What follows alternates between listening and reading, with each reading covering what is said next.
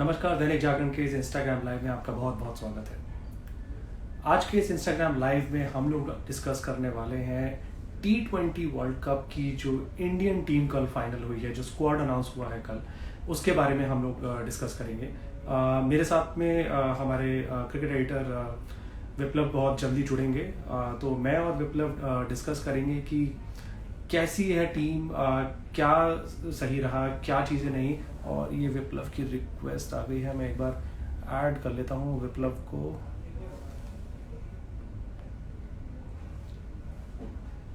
विप्लव को मैं एक बार ऐड कर लेता हूँ अपने पास में, सो दैट विप्लव हमारे साथ में जुड़ जाए।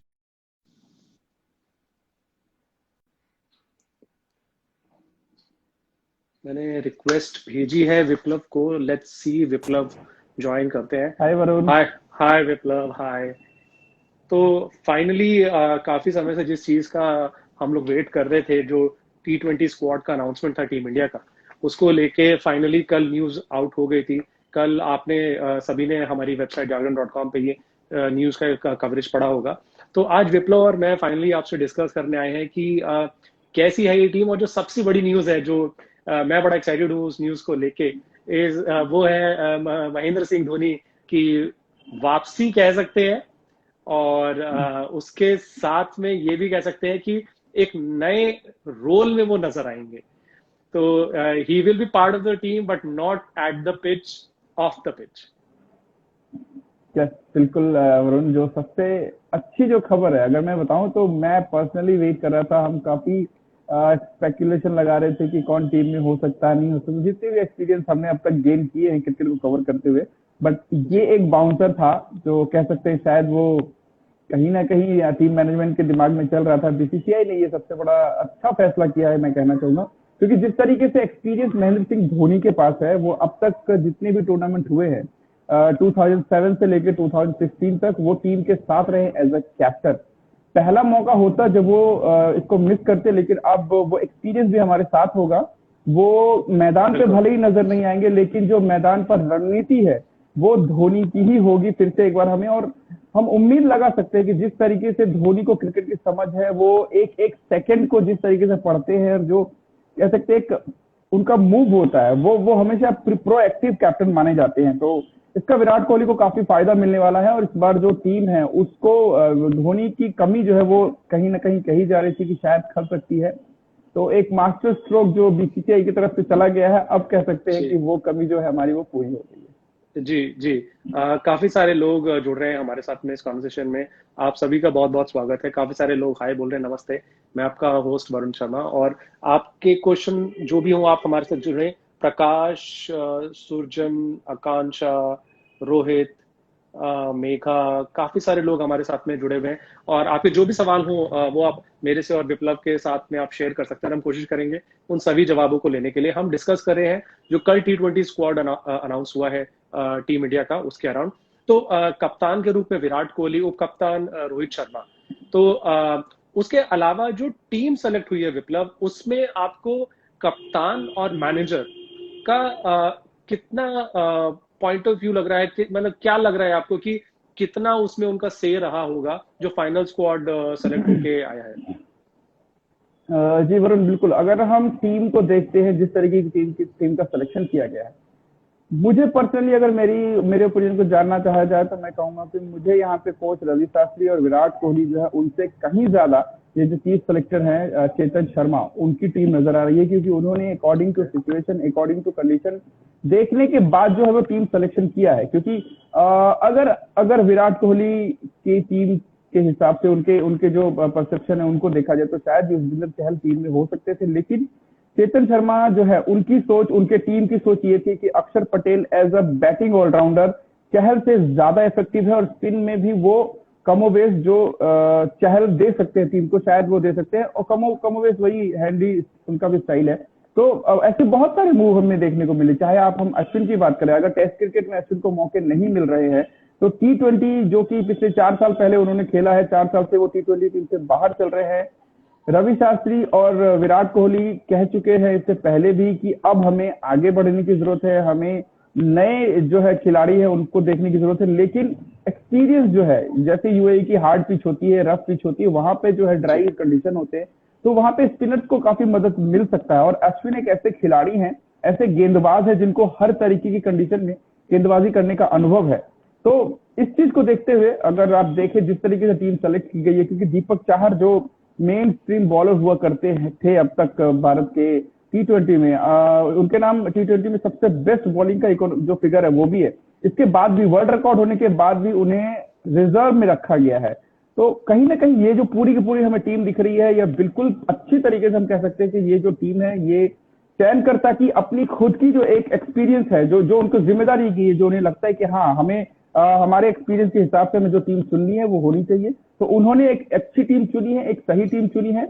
और मुझे नहीं लग रहा है कि, क्योंकि अगर आप इंडिकेशन भी देखें तो कई बार ऐसे हमें इंडिकेशन मिल चुके हैं, चाहे वो इंग्लैंड दौरे पर पृथ्वी शॉ को बुलाने की बात हो रही हो जिसके लिए सेलेक्टर्स ने मना किया था, या टीम में कोच के रहते हुए भी MS धोनी को मेंटोर बनाया गया। इसका मतलब साफ है कि बीसीसीआई ने एकदम क्लियर कर दिया है कि जो विराट कोहली है और जो शास्त्री है, ये आईसीसी टूर्नामेंट को जीतने में कहीं ना कहीं प्लानिंग में लैग कर रहे हैं, जिसकी कमी भरने के लिए धोनी को टीम में शामिल किया गया। वो टीम के साथ जुड़े हैं, टीम के साथ एक बहुत बड़ी जिम्मेदारी निभाएंगे। जी, आई एम श्योर। और एक काफी डिफरेंट, जैसे आपने बताया कि यूएई की जो पिचेस हैं काफी हार्ड पिचेस हैं और स्पिनर्स को काफी उसमें बेनिफिट मिल सकता है। क्या यही रीजन है कि अश्विन की टीम में वापसी हुई है काफी लंबे समय के बाद? जी बिल्कुल। और अश्विन को देखिए, अगर आप देखें एक्सपीरियंस के बेस पे अगर जाते हैं तो भले ही वो सेलेक्ट हो जाते हैं, लेकिन पास्ट परफॉर्मेंस अगर आप देखते हैं, क्योंकि उन्होंने T20 अभी जो डोमेस्टिक टूर्नामेंट है वहां खेला है, इसके अलावा जो IPL है वो खेला है, तो इस परफॉर्मेंस के बेस पे शायद उनकी जगह नहीं बनती थी। लेकिन जो एक्सपीरियंस है और जिस तरीके से वो टूर्नामेंट में आगे इंडिया को हेल्प करने वाले, मुझे पर्सनली फील हो रहा है, हमने भी काफी टीम में ये डिस्कस किया था जब हम एक प्रोबेबल लिस्ट बना रहे थे कौन कौन से प्लेयर हो सकते हैं, उसमें हमने अश्विन को रखा था। हमारी टीम के जो मेंबर्स है उन्होंने भी अश्विन को वोट किया था। तो मुझे पर्सनली ऐसा लगता है कि जो विराट कोहली है उनके लिए अश्विन एक अहम कड़ी साबित होने वाले हैं। अब देखना ये होगा कि टीम मैनेजमेंट ने जो फैसला है वो प्लेइंग 11 का लेना है। सेलेक्टर्स जो है अपना काम कर चुके हैं, हम देख रहे हैं इंग्लैंड में भी सेलेक्टर्स ने अश्विन को जो है वो भेजा है, वर्ल्ड नंबर 2 बॉलर है, लेकिन लास्ट 4 जो मैचेस हुए हैं टेस्ट इंग्लैंड के खिलाफ, वहां उनको मौका नहीं मिला। तो सिलेक्शन होने का मतलब ये बिल्कुल भी आपको डेफिनेट नहीं होता है कि आप टीम में हैं। कोच और कप्तान जो है ये दोनों जो है इनका फैसला होता है प्लेइंग 11 को कैसे तैयार करना है, वो टीम कॉम्बिनेशन क्या है। अच्छी बात है टीम को लिया गया। मैं चाहूंगा कि अश्विन को मौके मिले ताकि वो अगर गलत है तो गलत प्रूफ हो जाए, और अगर अच्छा कर सकते हैं तो टीम को ऑब्वियसली इससे बेनिफिट होने वाला है। बिल्कुल बिल्कुल। और अगर देखा जाए तो रिजर्व में भी जो प्लेयर्स को रखा गया है, तो कहीं ना कहीं एक रणनीति लग रही है कि एक ऑलराउंडर्स का जो एक बैच होता है उस तरह से उनको पिक किया गया है, ताकि इन केस कहीं ना कहीं अगर लोअर डाउन द हमारे ऑर्डर में कभी कोई प्रॉब्लम आए, बिकॉज अगर देखा जाए तो वैसे तो बायो बबल रहता है, सारी चीजें होती हैं, बट तब भी कोविड के केसेस और इस तरह की चीजें आ रही हैं, तो I am sure it's a pretty good selection. अगर रिजर्व बेंच की अगर बात करी जाए तो, बट लेकिन विकेट कीपर के तौर पे I am sure Rishabh Pant शायद पहले ही नंबर पे रहेंगे जिनको मौका मिलेगा। सिलेक्शन ईशान का भी हुआ है, बट लेकिन मुझे लगता है कि शायद Rishabh Pant will be the go to guy अगर प्लेइंग 11 की हम बात करें। देखिए, अगर यहाँ पे हम प्लेइंग 11 पे को देखते हैं तो अगर ईशान किशन की आप बात कर रहे हैं तो मुझे नहीं लगता है as a wicket keeper, main wicket keeper उनको सेलेक्ट किया गया है। उनको एज अ बैकअप ओपनर रखा गया है। टीम में वो विकेट कीपर की भूमिका निभाएंगे क्योंकि वो फर्स्ट जो है वो विकेट कीपिंग करते हैं। लेकिन यहाँ पे अगर देखें तो शिखर धवन को जो ऑप्ट आउट किया गया, उनको जो बाहर रखा गया है, उसकी सबसे बड़ी वजह यही है कि जिस तरीके से लोकल टूर जो हमारे ईडीसी के जो इंडियन प्रीमियर लीग है उसमें जिस तरीके से ईशान किशन ने परफॉर्म किया, या फिर जो उनको बहुत कम मौके मिले, T20 क्रिकेट बहुत कम खेलने को मिला, उसमें उन्होंने जो परफॉर्म करके दिखाया है, फर्स्ट मैच में हाफ सेंचुरी एक बहुत बड़ी चीज होती है। वो भी पहली बॉल पे 6 के साथ शुरू करना वनडे में, या फिर आप किसी और फॉर्मेट की बात करें तो कॉन्फिडेंस बहुत ज्यादा है। ईशान किशन को अगर मैं देखता हूं तो मुझे नहीं लगता है कि एज अ विकेट कीपर उनको रखा गया है। ऋषभ पंत आपकी पहली पसंद होंगे। विकेट कीपर के तौर पर अगर आप देखते हैं तो टीम कॉम्बिनेशन के लिहाज से केएल राहुल भी हो सकते हैं, उनको भी एज अ विकेट कीपर ही रखा जा रहा है। लेकिन यहाँ पे अगर मैं देख रहा हूँ ऋषभ पंत के बाद, तो मुझे लगता है ईशान किशन जो है उनको as a as a opener रखा गया है। वो सेलेक्टर्स की तरफ से ये हमें जो बात पूछी वहां भी यही कहा गया था कि ऋषभ पंत हमारे मेन विकेट कीपर है और विकेट कीपर बैट्समैन है, लोअर डाउन द ऑर्डर काफी अच्छा कर रहे हैं। 5-6 नंबर पे वो बल्लेबाजी कर रहे हैं, 4 नंबर पे भी उनको खेलने का मौका दिया जा चुका है इससे पहले। लेकिन यहाँ पे अगर आप बात करते हैं जिस तरीके से टीम चुनी गई है, उसमें मुझे ऐसा लगता है कि जो रिजर्व प्लेयर हैं कहीं ना कहीं शायद थोड़ी सी वैसे सेलेक्टर्स की अपनी चॉइस हो सकती है।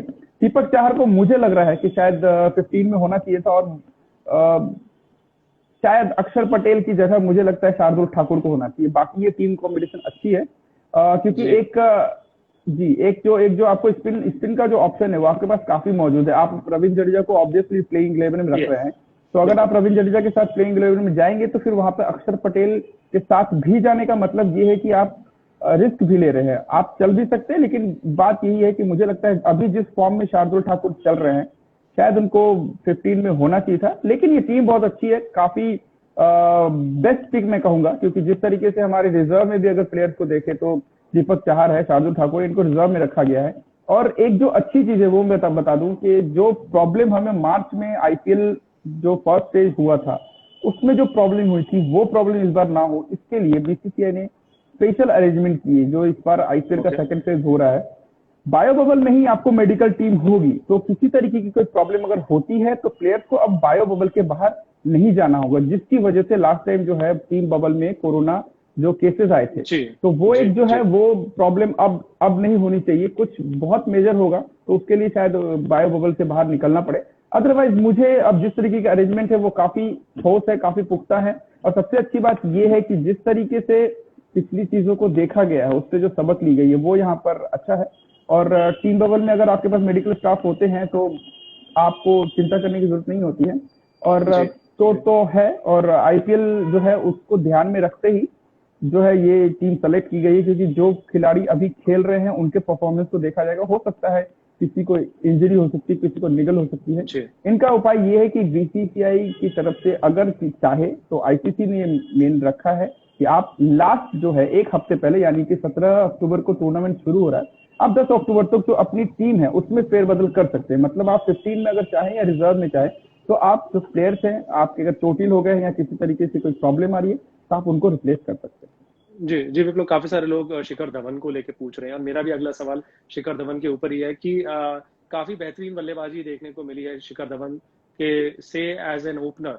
तो आपको लगता है कि शायद इस टीम में शिखर धवन के ना होने से उनकी कमी महसूस की जाएगी, स्पेशली अगर T20 वर्ल्ड कप की बात करें तो? T20 अगर आईपीएल में बहुत अच्छा परफॉर्मेंस रहा है शिखर धवन का जी, अगर आप परफॉर्मेंस पे जाते हैं, लेकिन फिर ये है कि सेलेक्टर्स जो है हमारे और आपकी तरह नहीं सोच सकते।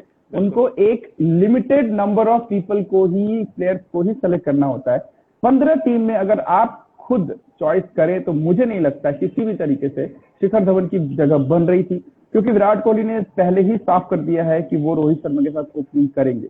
तो अगर रोहित शर्मा के साथ फर्स्ट चॉइस ओपनर आपके कैप्टन है तो सेकंड चॉइस में आपके पास फिर केएल राहुल है, और अगर केएल राहुल के साथ रोहित शर्मा ओपन कर रहे हैं तो फिर उनके सेकंड चॉइस ओपनर जो हैं वो आपको ईशान किशन बन जाते हैं। तो जब आपने बेस्ट ऑफ परफॉर्मेंस चुना है तो आईपीएल में अगर आप शिखर धवन की इनिंग को देखते हैं और अब अगर आप ईशान किशन को देखते हैं तो कहीं ना कहीं जो एक न्यू ब्लड है उसको लेकर आप जाना चाहेंगे। प्लस ये भी है कि हाल फिलहाल में अगर आप देखें तो जिस तरीके से चांस दिया गया था ईशान किशन को और शिखर धवन को श्रीलंका भेजा गया था, वहां पर भी श्रीलंका टूर पे अगर वनडे में और T20 में शिखर धवन ने कुछ आउटस्टैंडिंग परफॉर्मेंस दिए होते तो शायद एक बार सेलेक्टर्स जो है वो सोचने को मजबूर भी होते। लेकिन इस चांस को कह सकते हैं उन्होंने जाने दिया।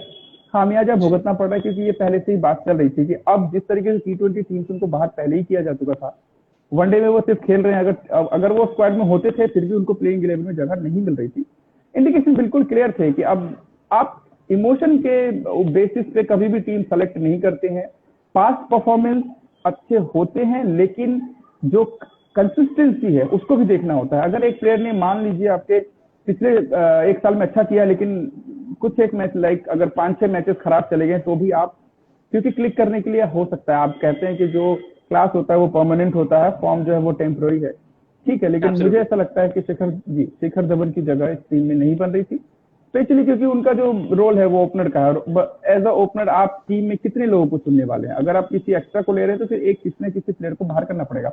आप देख सकते हैं दीपक चाहर जैसे हमारे जो T20 के मेन बॉलर है उनको रिजर्व में जगह दी गई है, तो बहुत बड़ी बात है ये। तो वही बात है, मुझे इमोशनली नहीं लगता कि टीम को सिलेक्ट करना चाहिए। जो टीम सिलेक्शन है बिल्कुल सही है, आप पास परफॉर्मेंस हो या फिर आप एक्सपीरियंस प्लेयर हो। मुझे ऐसा लगता है रोहित शर्मा भी अगर खराब फॉर्म में चल रहे होते तो शायद चेतन शर्मा की टीम ने उनको भी बाहर करने में कोई कतराई नहीं की, क्योंकि ये टीम बहुत प्रोफेशनल वे में काम कर रहे हैं। ये लोग बिल्कुल प्रोफेशनली ये लोग काम कर रहे हैं, तो ये सिलेक्शन मुझे लगता है कि सही है। शिखर धवन खुद भी इस चीज को मान रहे होंगे। हाँ, अभी टेस्ट मैच में जिस तरह से रोहित शर्मा परफॉर्म कर रहे हैं तो उसका काफी ज्यादा जो हमें देखने को मिला है, शायद वही एक बहुत बड़ा रीजन रहा है कि जो इस स्क्वाड में T20 में उनका सिलेक्शन हुआ है। हाँ, मुझे अगर बोला जाए तो as a batsman Rohit Sharma बहुत बहुत बड़े खिलाड़ी है, लेकिन फिर वही अगर आप परफॉर्मेंस पे जाएंगे तो पिछले 7वीं बार ये लगातार उतरेंगे T20 में। लेकिन अभी तक अगर आप देखेंगे तो सिर्फ एक टूर्नामेंट ऐसा है जिसमें उन्होंने 200 रन बनाए हैं, उसके अलावा 5 टूर्नामेंट में उन्होंने 80 से ज्यादा रन नहीं बनाए हैं। तो एज अ परफॉर्मेंस अगर आप मुझे कहोगे तो प्लेयर का नाम ना देखते हुए प्रेजेंट परफॉर्मेंस अगर खराब होता तो शायद रोहित शर्मा बाहर होते, क्योंकि पिछले 6 जो टूर्नामेंट है उसमें से 5 में उन्होंने सिर्फ 80 रन बनाए हैं। एक T20 फॉर्मेट में एज अ ओपनर अगर आप खेलते हैं तो आपके पास बड़ा स्कोर करने का मौका होता है, लेकिन प्रेजेंट परफॉर्मेंस इतना बढ़िया है, वो इतने अच्छे टच में है, कोई भी इस वक्त उनको बाहर करने की सोच भी नहीं सकता। तो यही वजह है कि रोहित शर्मा टीम में है। लेकिन वही मैं कह रहा हूं, अगर आप अभी परफॉर्म नहीं कर रहे हो तो शिखर धवन की तरह, तो शायद रोहित शर्मा भी T20 टीम में नहीं होते, क्योंकि जो टूर्नामेंट परफॉर्मेंस है उनका वो अच्छा नहीं रहा।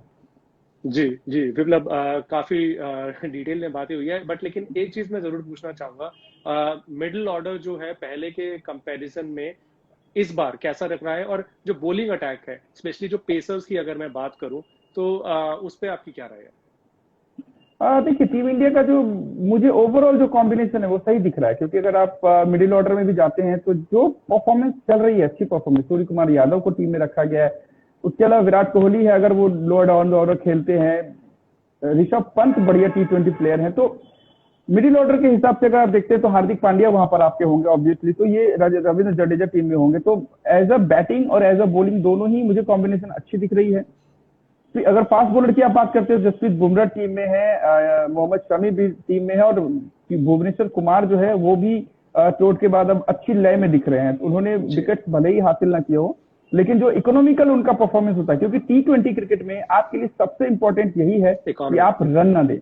इन केस अगर आप विकेट ना भी निकाल पाते हैं, और अगर आपने अपने 4 ओवर में मान लीजिए 5 या 6 या 10 रन भी दिए हैं, तो वो बहुत बढ़िया माना जाता है, क्योंकि 4 ओवर में अगर आपने 3 की इकोनॉमी से रन दिए हैं तो वो आपके जो ओवरऑल टीम जो है उसको बहुत हेल्प करने वाला है। क्योंकि अगर 2 बॉलर ने सपोज 3 की इकोनॉमी से रन दे दिए तो बाकी के जो 3 बॉलर थे उनके पास ये फ्रीडम होती है कि विकेट के लिए जा सकते हैं। तो किसी भी बॉलर का एक दिन अच्छा हो सकता है, खराब भी हो सकता है। मुझे ऐसा लगता है जो यूनिट है ये काफी अच्छी है।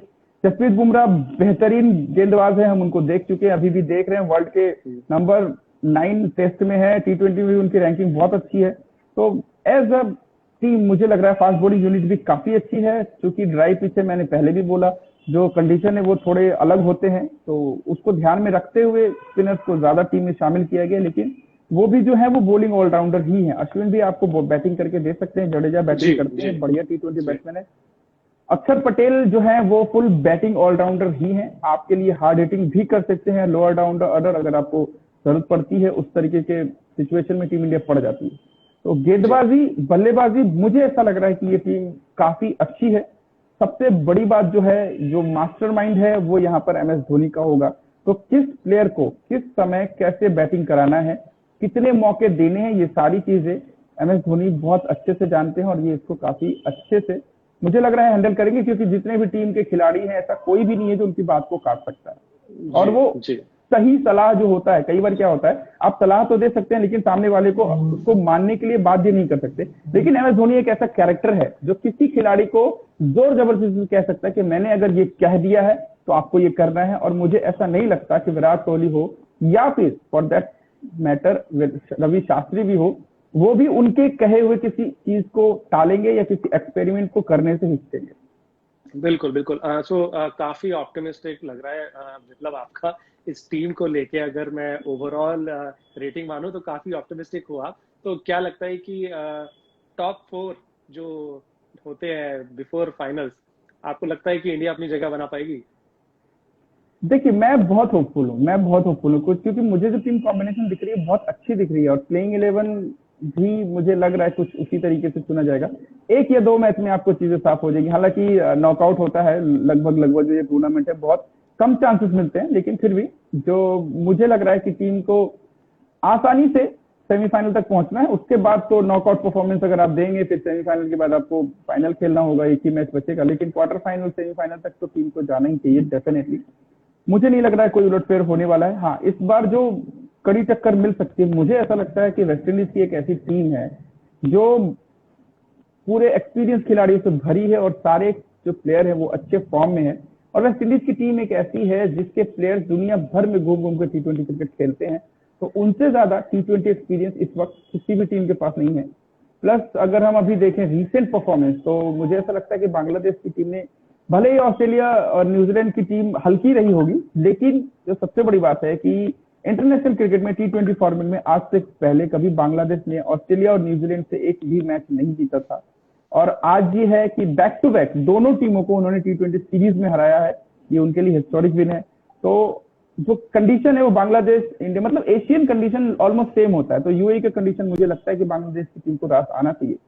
तो एक डेंजर डार्क हॉर्स आप कह सकते हैं कि बांग्लादेश की टीम भी हो सकती है, बट स्ट्रॉन्ग कंटेंडर के तौर पर अगर देखते हैं तो मुझे ऐसा लगता है इंडिया, इंग्लैंड, वेस्ट इंडीज और बांग्लादेश को हम रख सकते हैं। और भी टीमें हैं, लेकिन अब 4 की अगर बात हो तो फिर ऑब्वियसली बात आप 4 को ही चुनेंगे। ये ऑस्ट्रेलिया की टीम अब वो पहले वाली टीम नहीं रही है, वंस इन अ वाइल उनका अच्छा परफॉर्मेंस हो सकता है, कंसिस्टेंसी कहीं ना कहीं उनकी कमी हुई है। साउथ अफ्रीका की टीम अभी बिल्कुल भी उस दौर में नहीं है, उनका ट्रांजिशन का फेज चल रहा है, बहुत ही बुरे दौर से गुजर रही है।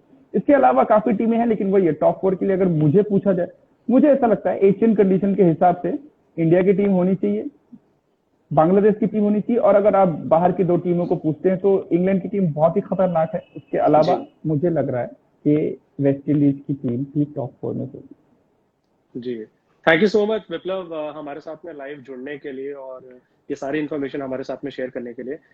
हमारे जागरण.com पे रेगुलर अपडेट्स आपको पढ़ने को मिलेंगे, और जब T20 वर्ल्ड कप स्टार्ट होगा अगले महीनों में, तो एक डिटेल्ड एनालिसिस, एक बहुत ही एक्सक्लूसिव कवरेज हम आपको प्रेजेंट करेंगे अपने सभी व्यूअर्स के साथ में। आप इंग्लिश में न्यूज़ पढ़ने के लिए english.jagran.com पर भी जा सकते हैं। Thank you, Viplav, for joining with us on this live. And in the coming days, हम लोग और live के sessions around T20 World Cup पे आपके साथ आएंगे. So thank you so much for joining. Take care.